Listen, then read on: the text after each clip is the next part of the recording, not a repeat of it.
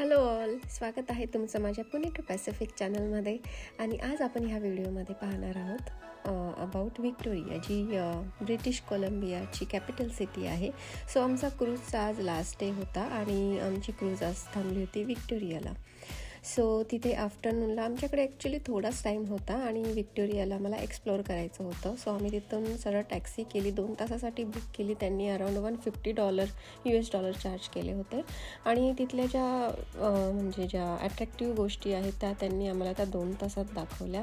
So basically Victoria is the garden city म्हणून पण ओळख आहे त्याची, कारण तिथे गार्डन्स खूप मोठे मोठे आहेत आणि असे ओपन गार्डन्स आहेत.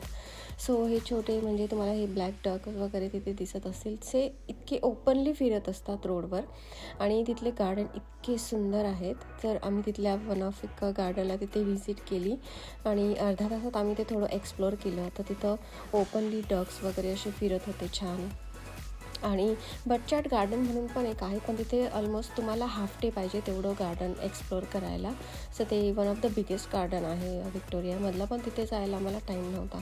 सो आम्ही जवळपासचं एक छोटं बऱ्यापैकी मोठं होतं ह्या गार्डनला, आम्ही एक क्विक अशी व्हिजिट केली होती.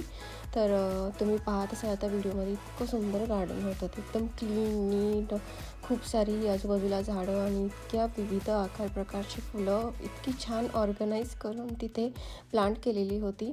खूप सुंदर होतं, एक वॉकसाठी वगैरे खूपच छान होतं.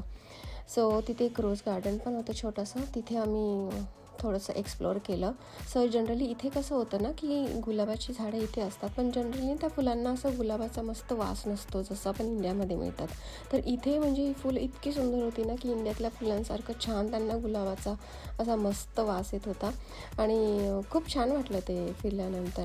सो तिथून आम्ही निघालो तसं रोडला आउटसाईडनं इथे बाहेर मस्त ही मोरं अशी ओपनली फिरत होती रोडवर आणि ट्रॅफिक पण त्यांना पाहून असं थांबत होतं की प्रायोरिटी त्यांना आधी रोड क्रॉस करू देत होते आणि खूप छान पद्धतीने ते असे फिरत होते. खूप मस्त वाटलं ते बघून. खूप सुंदर आहे व्हिक्टोरिया बेसिकली फिरायला. त्यानंतर आम्ही तिथून गेलो, ही अशी हिस्टॉरिकल आर्किटेक्ट अशा बिल्डिंग्स वगैरे होत्या, तर तिथे आम्ही व्हिजिट केलं. तेही खूप छान असं पाहण्यासारखं होतं. ॲक्च्युली खूप जुनं होतं हिस्टॉरिक प्लेस आणि एकदम जुन्या पद्धतीचं बांधकाम आणि त्या राजे वगैरे जे तिथे राहायचे ते खूप छान होती ती बिल्डिंग. त्यानंतर आम्ही आलो व्हिक्टोरियाची जी ब्रिटिश कोलंबियाची जी पार्लिमेंट बिल्डिंग आहे तिथं आम्ही व्हिजिट केलं.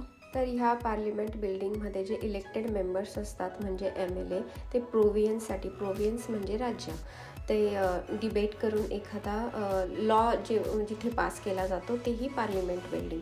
तर ही पार्लिमेंट बिल्डिंग ॲक्च्युली पब्लिकसाठी जे विजिटर असतात त्यांच्यासाठी पण त्यांना ॲक्सेस असतो इनसाईड बघण्यासाठी, जर फ्री गाईड पब्लिक टूर असतात. पण ॲक्च्युली आम्ही जेव्हा वीकेंडला तिथे व्हिजिट केलेलं होतं त्या दिवशी ती पार्लिमेंट बिल्डिंग बंद होती. सो आम्हाला आतून ती बघता नाही आली, सो आम्ही बाहेरूनच ती बघितली. पण पब्लिकला ॲक्सेस असतो आणि एव्हरी आफ्टर 15 मिनिट्स तिथे त्या टूर असतात अवेलेबल आणि तिथे काही ॲडव्हान्स बुकिंगची काही गरज नसते. ऑन टाईम पण तुम्ही तिथे स्केड्यूल करू शकतात. तर एवढा ॲक्सेस तिथे दिलेला असतो. ऑफकोर्स सगळे सिक्युरिटी चेक इन वगैरे होते आणि जेव्हा ते डिबेट्स वगैरे चालतात तेव्हा पण पब्लिकला ॲक्सेस असतो आतून, ते दुरून तुम्ही ते वॉच करू शकतात. सो सुंदर होतं हे सगळं छान.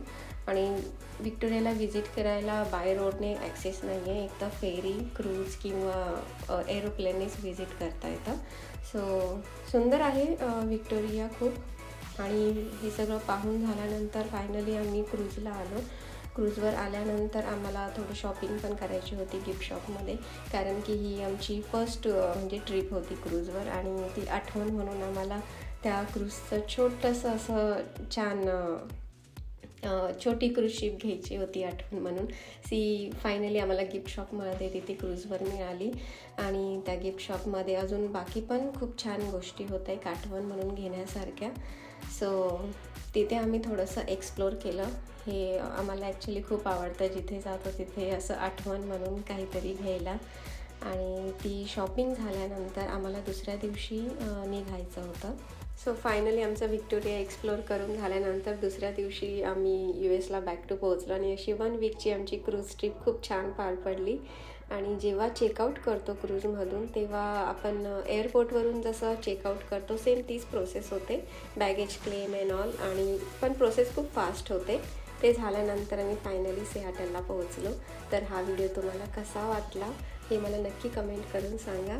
आणि व्हिडिओला लाईक, शेअर आणि सबस्क्राईब करायला विसरू नका. भेटूया आता पुढच्या व्हिडिओमध्ये. तोपर्यंत बाय बाय.